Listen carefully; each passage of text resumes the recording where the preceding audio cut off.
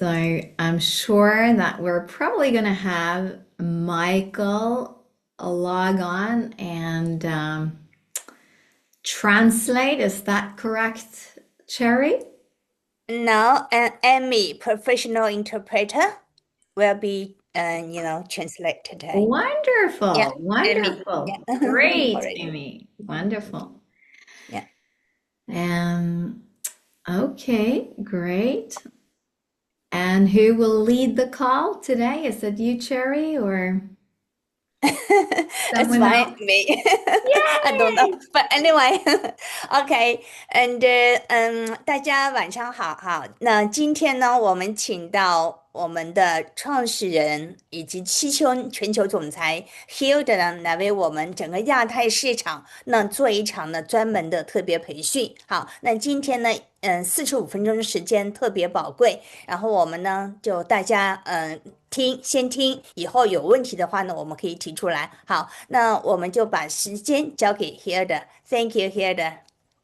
Thank you so much, Cherry. Yeah. And it's great to see each and every one. If you are somewhere where you can put on your camera, I would absolutely love to see you. I'm sure that those that need translation are now listening in. I'm sure that Amy is in our translation booth. So everything is working with translation.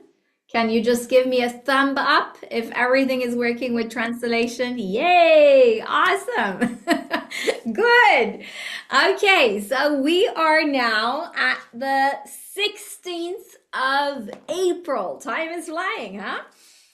And I had the pleasure of meeting many of you in Bali some weeks ago. As many of you know, we had our director trip, and it was originally a little over 827 people, I think, that was supposed to be there. But because of the world situation, we ended up being a little bit over 700. Some people had their flights canceled.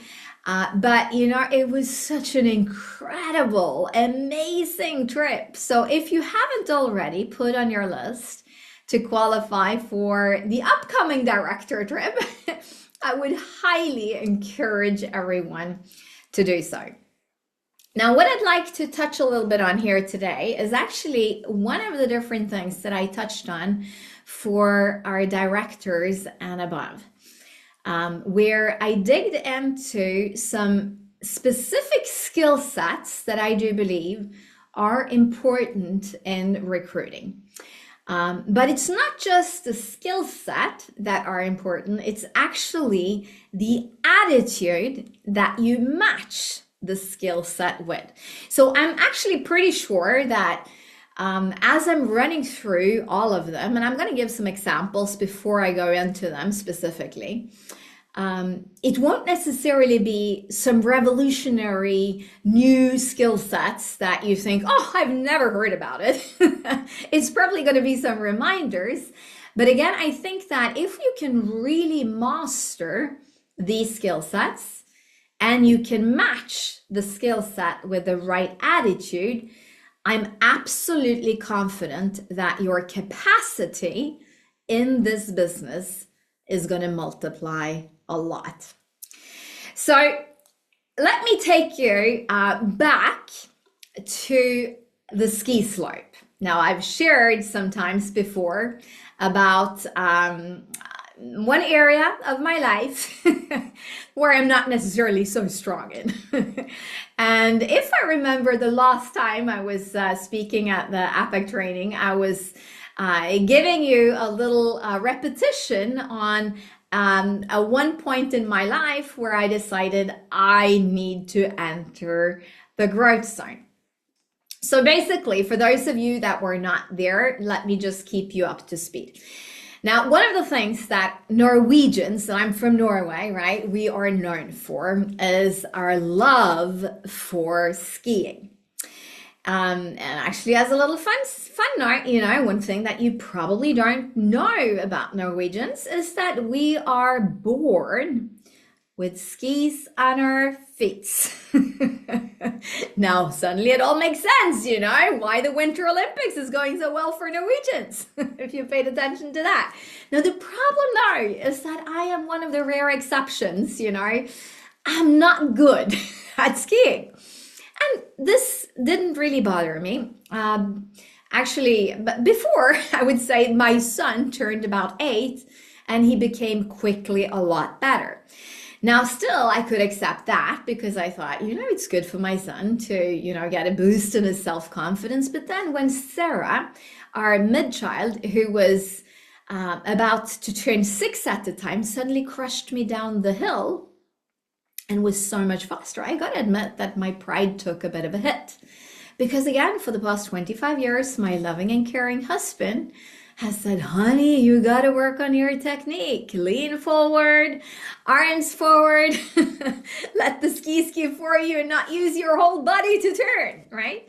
And I've literally been ignoring his advice for the past 25 years. But at this point, I remember I'm standing in the ski lift, Sarah is in front of me, and I just, reflect on this and I think to myself, I feel so stupid. Because for the past 25 years, I've literally had no progress in this area. So this is the time for me to enter the growth zone. Now, my original idea with entering the growth zone in this specific area of my life was that at least our youngest child, Rebecca, would turn 7 before she crushed me down the hill. Now, I can let you in on a little secret. During the winter holiday, Rebecca let go, and she's now 5 and she was skiing perfectly, with perfect turns. And actually now during the Easter holiday, when we had some days up in the mountain, well, my 5-year-old crushed me down the hill. So I am officially now the mom that everyone has to wait for. Now, even though I haven't been using like a lot of time on my this area of my life, I can say that, I've been more deliberate, more focused on it during the past year, and I've improved. But here during the winter holiday, I realized that, my problem is not just my skills, my technique. My problem is actually my attitude. Because when I'm at the top of the hill and I look down and I see how fast my husband and my kids are going, my fear goes up. Now I hesitate, I stop to trust the turn, I brake too much, and that is basically why I'm not improving as fast as I want. Because when fear is leading, progress will always be slower. And that is not just the truth when it comes to the ski slope. It's equally true when it comes to recruiting. So let me ask you a question. What is the sentence that makes your body tighten up in recruiting? Now, for some, it might be, I need to think, it's expensive, I'm not a salesperson, or maybe the worst one, just silence, and they magically go away, into the winter witness protection program. Now, these sentences are not just a sentence. They actually reveal your default state under pressure. And here is the uncomfortable truth. Most people, they don't lose out in recruiting or in a selling situation because they don't know what to say. It's just that pressure changes your tone, posture, and pace, and you start to talk like you need approval. So let me try and make this real. I was having a coaching with a lady who basically came and she opened up with the following statement. She said, why do I destroy my meetings? Now, I want the results so much. And then I end up doing sometimes strange things, in the meeting. And I think we've all been there from time to time. You're in a strong month and you really want to create some massive results. And then what happened is that suddenly you have this picture perfect prospect sitting right in front of you. And on your inside that if I can just land this one, everything will go so much faster, right? I will be president. I don't know if you've ever been there. Now, I remember, especially during my beginning years, I noticed that when I was in that situation, my sentences got longer. I spoke faster. Sometimes I started to answer objections that they didn't even have. And maybe they said something completely normal, like, I need to think. And then instead of slowing down and asking a few questions, I just continued to babble and talk. Have you ever been there? Trying to be smart, say all of the right things, I think we all have. If you've had enough meetings, you've probably experienced this. And again, the reason why you do it is not because you lack words. It's just that pressure changes your state. So let me just describe a word that really defines everything: attitude. Now, attitude is not just be positive. It's actually your default state under pressure. It's the lens that decides your tone, posture, confidence, and whether the skill comes out natural or really awkward. Now, two people can say the same exact sentence. Now, as an example, and I'm using euros here, right? As an example, the price is 1,198 euros. And one person can sound like a leader and the other one can sound like they're apologizing for existing. Now, same words, different attitude, very different outcome. Now, I do believe that everything starts with ambition. Now, that's the theme for the year. Like, if I get to choose between talent and hunger, I would always choose hunger at least 99.9% of the time, right? But I think that one of the other things that are important to really build a large business is your capacity and how you develop your capacity over time. And probably because I have a husband who kind of loves cars, the way I picture capacity is like a car in a turn. Now, there are multiple ways that you can upgrade the car to make it go faster in the turn. If I upgrade the tires, the car will have a better grip on the road and you can go faster in the turn. Now, if I upgrade suspension, you will have more control and you can go faster in the turn. If I upgrade the stabilizers, you will have less wobble and you can go faster in the turn. If I upgrade the aerodynamics of the car, I sound like I'm a race car driver here, and I'm absolutely not. But I have a husband who likes to race sometimes. If I upgrade the aerodynamics, again, you will have more stability and you can go faster in the turn. Now, if you warm up the tires first, again, you can go faster in the turn. So there are multiple ways that you can slightly, little by little, 1% by 1%, upgrade the car. Now, similar, recruiting is a turn. Inviting someone to take a look at the business or the product is a turn. Answering objections is a turn. Finding people's need is a turn. Conquering the close is a turn. Onboarding someone is a turn.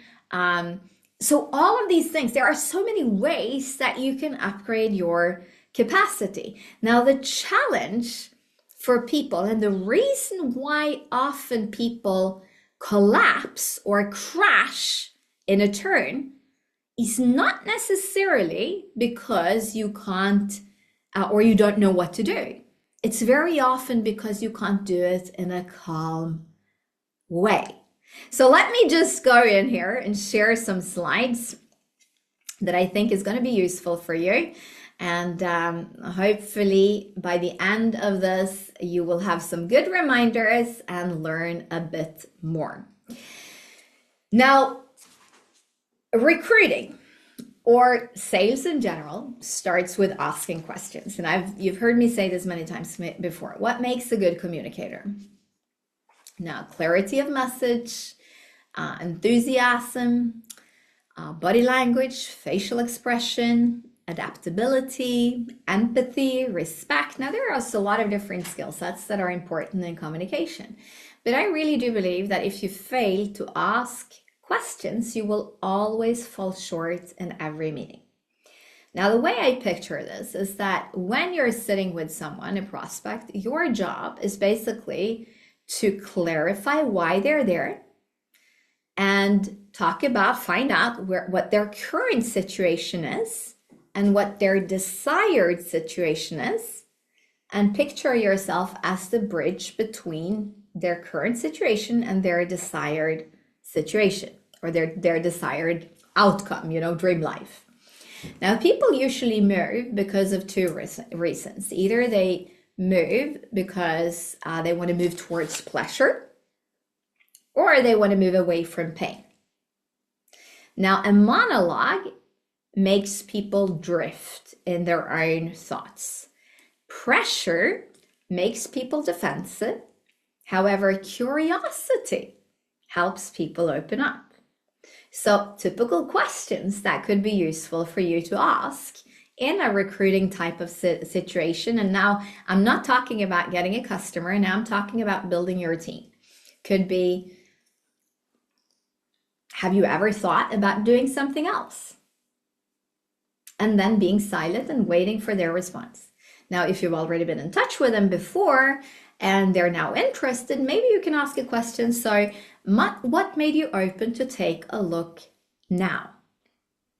Now, if there was anything that you could change within the upcoming 6 to 12 months, what would it be? Now, what would be more important for you? Is it money, time, purpose, or growth? And maybe one of the most important questions, what would happen if nothing changes? Now, what is so easy is that very often when you get someone to talk and you feel that this is a really good dialogue, right? It's so easy that you kind of directly after jump to, oh, now let me tell you all about this opportunity, right? But I think that the key is to really remember the following 3 words. Tell me more. Because the person who are asking the question are always leading the outcome of the dialogue. Number 2, we want to make people feel good.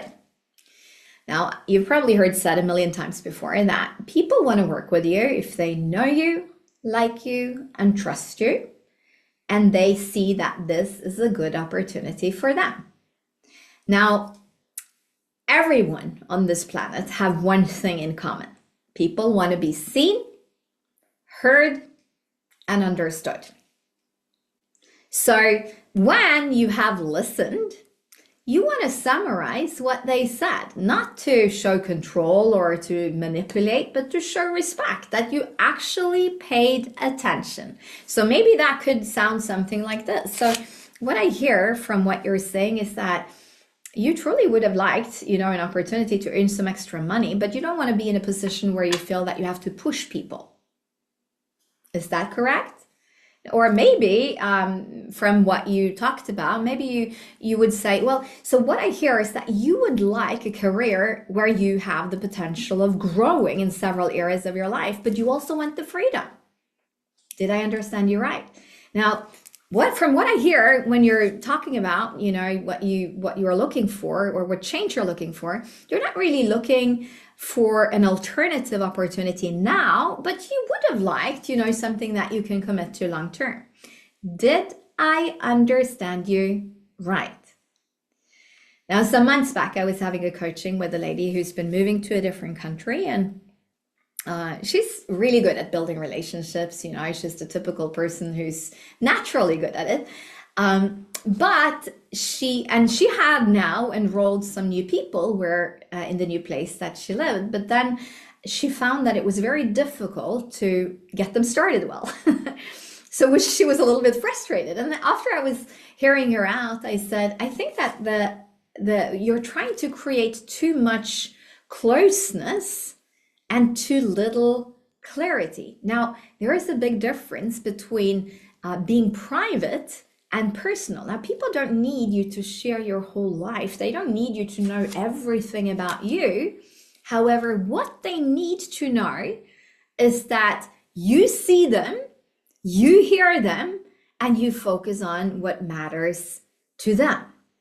Now, by doing that, I think you're going to be much more likely to create the result that you actually want. Number 3, you want to position yourself clearly. Now, if you try to recruit everyone, you just become very needy. And you become one of those people that people really don't want to be around. I don't know if you've ever had a situation where you've been working with a partner or this partner has just started and they say, I have the perfect place, where we can present the product or the opportunity. We have a family gathering in our home, next weekend. Now I usually say, stop there. Let's not go there, right? Because again, if you try to recruit everyone, you just become needy again. But if you position yourself clearly, then you become attractive.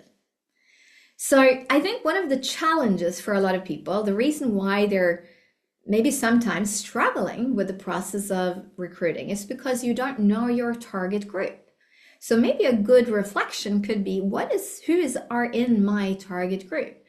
Now, if I go back to my story, and I'm not necessarily going to go into my story here today, but I was not good at this from the very beginning. I was absolutely not a natural. I really had so many areas that I had to learn and work on, during my beginning years. But what I eventually noticed was that I learned who was in my target group.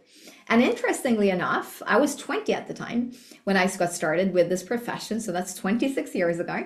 But anyway, I noticed that I usually worked best with people who were 10 to 30 years older than me.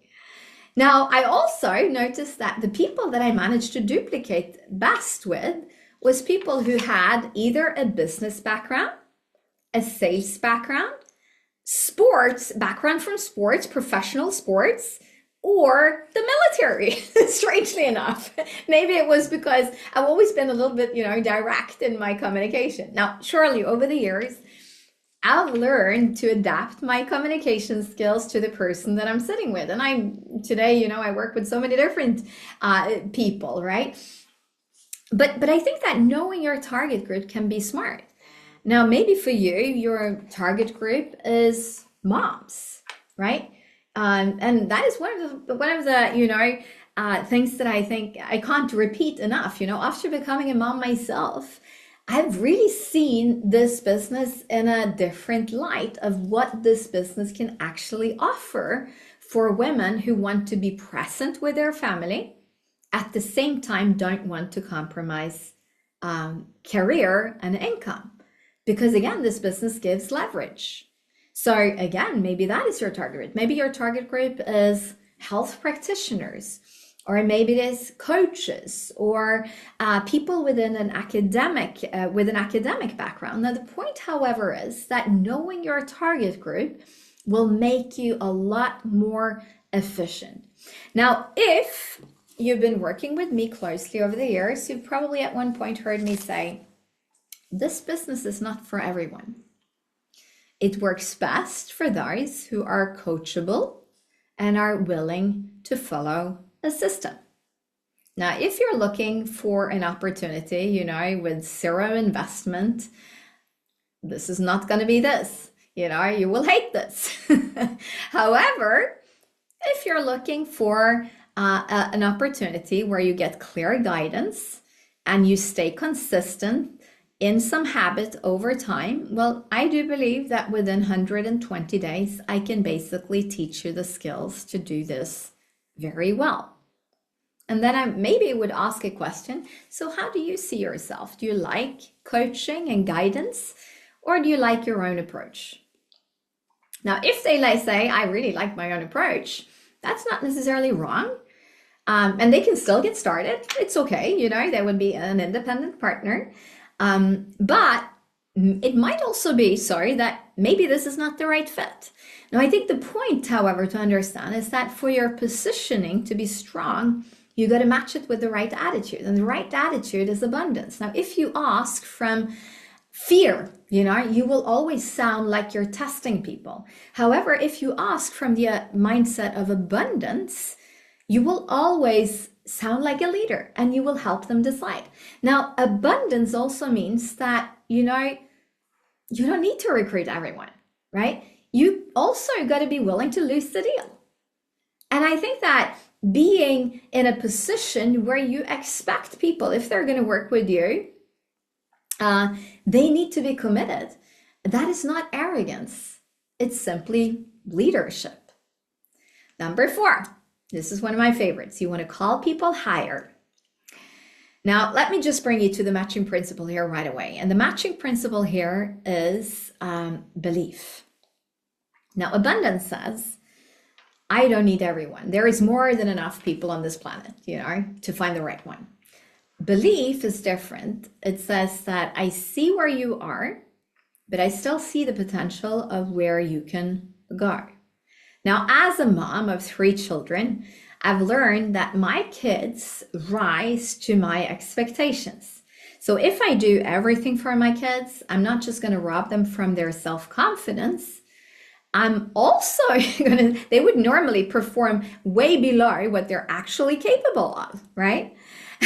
So again, they will rise to my expectation. And the same is true when it comes to recruiting. If you treat people from the very beginning as they're fragile and they're not capable, they will usually end up staying small. However, if you speak to the leader of them, if you expect them right away when they get started to take responsibility, they will usually lead and rise to your expectation as well. Now, I think that one of the things that is important to understand with this specific principle is that when you really know how to paint a better future for someone than they might be able to see for themselves, you become like a magnet. Because again, if you just reflect on it yourself, now if you are around people who believe in you, it's interesting because you automatically then feel more capable. You will automatically be better. How if you're around people who don't believe in you, it's always difficult to perform. So what is important to understand, and let me just say this with something clear, but with love, okay? If you on a deep core level struggle with believing in people because you've had people around you who's let you down, that has been dishonest, different things, right? This is going to be one of the most important areas that you got to work on in your business to see the potential in people. Now you're going to struggle with positioning as well, right? Now we're soon about to pass 1 million customers in our company. So during this year, we will pass it, but we're not thinking small from there. We're aiming for 100 million customers by 2050. Some people call us crazy. We still believe in it, We believe that this is the way to go, and we're committed to remove the guesswork out of nutrition and bring people clear data. Now, the point, however, is that even though that is where we're aiming, if you on a core fundamental level don't believe in people, then you're going to struggle with seeing the potential in the next person that you have in a meeting. And maybe it might just be that the next person that you meet right after this meeting is to someone who would be capable of bringing in 50 million people, customers, into his or her business. So again, this belief is not soft, it's strategic. It basically says that I see where you are, but I still see the potential of where you can go. And this is one of the most important skills to develop. And it's not just going to solve your recruiting, it's going to solve both your recruiting, your onboarding, and your leadership all at once. Number 5. Value proposition. Now, when you get someone started, your job is not just to sign them up. It's actually to help them choose the right start for them. You're never going to hear Orion or myself say, that there is only one way to get started with Senzino. We have multiple ways, and I'm very proud that we offer multiple ways of getting started and build a big business, because it basically gives everyone the opportunity. Now, at the same time, I also do know that if the lower commitment, the lower engagement. So you can start someone for free. It's possible, but you might also struggle getting them started because you want to chase them. Then again, maybe you feel that you got to chase them and they're not necessarily going to feel so committed. So I think that you've probably noticed this in your own life as well. Maybe you've been scrolling on social media, and then there is suddenly, this advertising for a class or a seminar, or maybe this thing that you think, oh, sounds like a bargain. Let me buy it. And you click the button, right? It's so easy today. And it's such a low commitment. And then you never attend the class, or you never use the product that you purchased. I don't know if that's ever happened to you. It's for sure has happened to me. So now the key here is the same. So again, I think that the bigger the commitment, very often the stronger the engagement. So if someone, when you come to the financial offering, right? And let me just talk about the partner side of things as an example. Again, there are multiple ways, but if people are hesitant in the closing here on which kit they're going to choose, the reason is not necessarily because they don't want to get started. It's just that they don't see the full picture of the value yet. So the skill is simple. You want to anchor value, and then you want to let them choose. So again, I would always say there are multiple different kits to get started with and show them, right? And then I would say, but 50% of the partners who normally start with Senzino would normally start with an ultimate kit. Now, this kit is valued at, and I'm talking euros, 3,500 euros. But since you get started as a partner, you get it for 1,198 euros. Now, it basically means that you then save 2,300 euros. Now, what I really like about this kit is that it includes 10 tests. So the test is a really good tool for getting your first 10 customers. But what I also like about it is that it gives you a variety of the different products so that you can gain your own personal experience from using them. But what is really interesting with this kit, and this is probably why I like this kit the most, is that it also comes with a refund. So everyone that works with Senzino is going to get to 25 personal customers. That is our core standard, right? So as long as you get to 25 customers within 12 months from when you got started, and that basically is not necessarily 25 individual customers. It's enough to have 10 customers as an example with 2 or 3 products on out order so that you're up to 25 product orders. Well, then you would actually get the 1,200 euros refunded back from Senzino. So you would basically then have gotten free products of 3,500 euros. Now, which offer do you think is better for you? Now, I think that I've never been, a hard closer. I'm always a soft closer. So I tend to always go back to asking questions. So in the process, I would normally maybe say, so what did you like the most? Are you more interested in the product or the business? And then you want to hear them out. What did you like most about the product, or what did you like most about the business? And then you want to hear them out. Now, I'm the kind of person who likes to know, if I say yes to something, I like to know what is next. So therefore, I would always say that, if you were to get started, we would always have an onboarding meeting, a get started meeting, where we look at your calendar, we make some targets, we go through the different assignments so that you feel confident on what you need to do. And I will support you, by the way, in the process. If you were to get started, what would be important for you? And then you want to hear them out. And then if I understand that maybe they're interested in getting started right away, I can present the offers like I just did.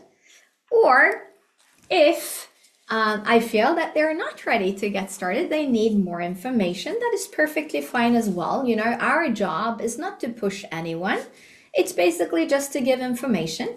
Then I would suggest another time for a follow-up meeting where I say that in this meeting, we've talked about what we do. In the next meeting, we're going to go through how we do it. When would be a good time to run through more? And by the way, write down all of your questions so that we can run through them the next time that we meet. So value proposition is very important. Number 6, storytelling. So let me take you back to the ski slope. So and I already kind of revealed that, but during the winter holiday, our daughter Rebecca, 5 years of age, finally managed to ski on her own down the hill. And she did so good turns, and we were so proud parents. But I could have told that story in a different way. I could say that the last day of our winter holiday, I was inside of our cabin, I was working, and then Orion was out in the slope with the kids, and he suddenly came in and he said, "Oh, honey, it was amazing. She's only 5, but she is now perfectly skiing down the slopes. Picture perfect turns. She is so much better than you, honey." Making me feel really good, right? And then he said, "You have no idea what just happened. On the last time up the hill, she decided to go backwards all the way down. It was crazy." Now, it was the same story, very different emotion. So again, facts tells, stories sells. And in our communication, the feeling that we transfer is very important. Now, in a recruiting setting, to go back to that, the skill is not to tell long stories. It's to tell short, relevant stories. So that could be something like this. And I'm just repeating some keywords here so you can write them down. A person like you was unsure about, started with, stayed consistent, and this is what happened. So a person like you were unsure about, started with, stayed consistent, and this is what happened. So let me just give you an example. Let's say that I'm sitting with someone who reminds me about someone that I was working with during the fall. And I would say, "You actually remind me a lot about, a lady that I was working a lot with during the fall. And, she was really unsure if she wanted to get started because she didn't really feel like a salesperson. But she loved the product and she wanted to try it out. So she actually invested in the Ultimate Kit. And her plan was simply that in the beginning, she would just, focus on mastering some simple invites. So that was basically what she did. And her confidence didn't, come overnight, but it came from doing the work and staying consistent over time. And actually, after 120 days, she had finished all of the fast start. So she had qualified for all of the fast start. She's now an executive. And actually now, before the summer, she's aiming to reach Diamond. So again, you want to tell short, relevant stories that is focusing or that is relevant to the person that you're sitting with. And then number 7, you want to learn how to handle objections. And I think that one of the things that is important to understand is that an objection is not a personal rejection. It's simply information. And it's really about understanding your prospect's fears. That's basically what it's all about, right? So over the years, I've learned to welcome objections. I even praise them because as long as, people have questions, it means that they're interested and then we're continuously in a dialogue, right? So I think the skill is simply, you want to clarify what they're looking for, validate, and then confirm. So clarify, validate, confirm, and then respond with feel, felt, found. So I'm just giving you some keywords there. So as an example, maybe someone say, I really feel that I need to think about it. Sure, that's perfectly okay. Do you feel that you need to think about value, timing, or is it really, trust or belief in what we're talking about that is important for you to have more information about? And then maybe you go over, I understand how you feel. I felt the same way. If you felt the same way, you always want to be truthful, right? If you didn't feel the same way, maybe you have someone else who felt the same way, because we've always been working with someone who felt the same way. And then I found, right? So that could be two different ways. Now it could be, for instance, I feel that it's expensive. That's fair enough. Is it the amount itself? Or are you unsure that you would follow through and actually get those 25 customers? I understand how you feel. I felt the same way, but then I found, or I know someone who felt the same way, but then I found. Now, another way could be, I don't really feel like I'm a salesperson. Okay, that's fine enough. Do you mean that you don't want to be in a position where you maybe feel that you have to pressure people, or are you really just unsure about how to open conversations? I understand how you feel. I felt the same way, and then I found. And then maybe another one could be, I need to speak with my spouse. Of course you want to speak with your spouse. Now, when you speak with him or her, what do you think maybe their main 2 or 3 concerns might be? Just so I can help you out and maybe help you prepare. Now, by the way, I would have loved to set aside some time to meet both of you. Now, when during the upcoming 2 days would be a good time for us to meet? So let me try and wrap this up. To every skill, there is always a matching attitude. 2 people can have the same skill.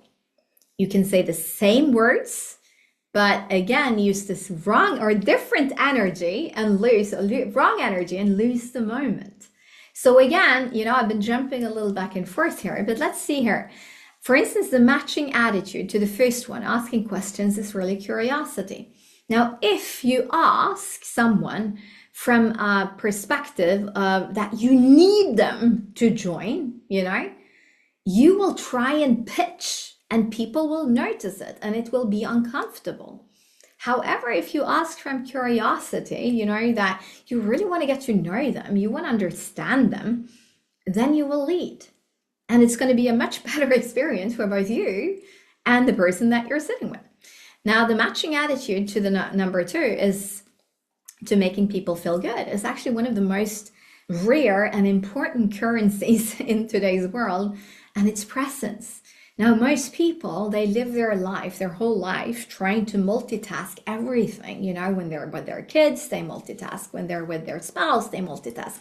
When they're doing their job or in their meetings, they're multitasking. And I think that the challenge is that it's going to be a very little present life, So I think that the key is to practice your presence in whatever situation you are. Practice being there in the moment. Now, talking about, in our type of setting, if you're really present with someone, it's so rare that someone is present today that people will automatically love it, right? And they will naturally open up, and it's going to be a lot easier to get to know each other. Now, the matching attitude and I'm jumping here because I don't have the time to go through everyone or all of the skills here, but the matching attitude to value proposition is actually prosperity consciousness. Now, if you have a lack mindset, you will automatically shrink. You will apologize, when you come to the final question, and the financial commitment. However, if you have a prosperity consciousness, you will help them choose the right start. right? And I'm not necessarily saying, believe me, like I said earlier, you're never going to hear me say that there is only one way. There are multiple ways. I think that that's one of the strengths that we have with our opportunity. However, your job is to help them choose the right start that is better for them. And if you have a prosperity mindset, you will focus on them and not necessarily what is best for you. So the point, my friends, is really that the question that I want you to ask, and this has been a long training, but I hope that you've gotten something from it, is that the question you want to ask yourself is my attitude limiting my capacity, or is it lifting my capacity? Is my attitude limiting my skills, or is it lifting my skills? Now, I do understand that it's not easy, in all areas of life to be bold and courageous, and I just shared one of the areas of my life, where I'm absolutely not so bold and courageous. My skiing area is definitely one of the areas that I got to work on. However, what I know that in my business, I've had to conquer my fear again and again and again. I had to conquer my fear when I got started in this profession, and I was 20 years of age and I quit my studies. I had to conquer my fear when I went full time. I had to conquer my fear when I understood after working full-time some months that I was not earning enough money to actually be a full-time. So I had to go back and take a full-time job to support my monthly costs as well as building my business. And then I had to conquer my fear again, eventually when I went full-time again. I had to conquer my fear when we got Senzino started. I had to conquer my fear when, we expanded out of little Scandinavia into Europe, over to the United States, over to Asia. I had to conquer my fear when we went from being a coffee company to a wellness company. I had to conquer my fear when we became publicly listed and the process of everything that we had to do in that process. So there's been so many areas where I've had to conquer my fear. And what I've realized is that fear will probably never leave me. But action conquers fear. And what I do know for sure is that by amplifying and strengthening your attitude, matching the right attitude with each skill, that is always gonna lift your skills and lift your capacity. So moving from here, don't just train your words, train your state. Because again, recruiting isn't one when things is just easy. It's one when pressure comes and you still rise with strength. So my friends, we're at the 16th of April. We have the best part of the month left. Now, I would absolutely suggest that you get qualified for ECBX, that you also set a target for how you're going to utilize this campaign and being qualified in May, right? That you do the same together with your team. And what I'm 100% sure about is that we're going to continue to develop. We're going to continue to rise together.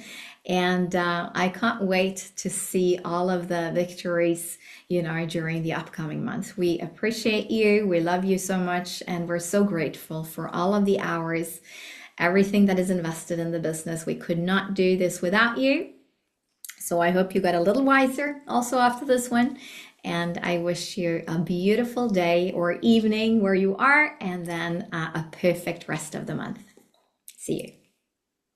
No, thank you. Thank you, Hilde. What a phenomenal masterclass on leadership from Hilde. And isn't it beautiful, guys, all leaders, that Hilde just reminded us that the ultimate truth of doing our business right in Zinzino is about belief. It's actually about every situation that we face in our lives, in dealing with customers, in prospecting.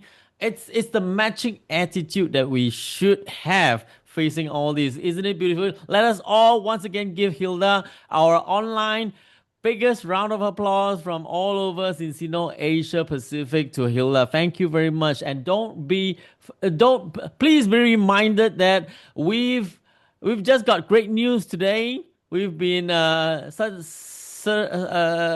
given like a second great new hope that the customer promotion has been extended for 7 more days. So we've been breaking records all over APAC, and yet we're given another 7 days to push that record even further. So guys, girls, ladies and gentlemen, let us push our potential even further and let us set ourselves really good for the ECBX that will be coming in the month of May. Thank you all for your time, and I wish you all the best of health, the best of our mindset, and best of your economy in the month of April and the month of May. Thank you all. See you all again next week. Thank you. Let's go. Come on.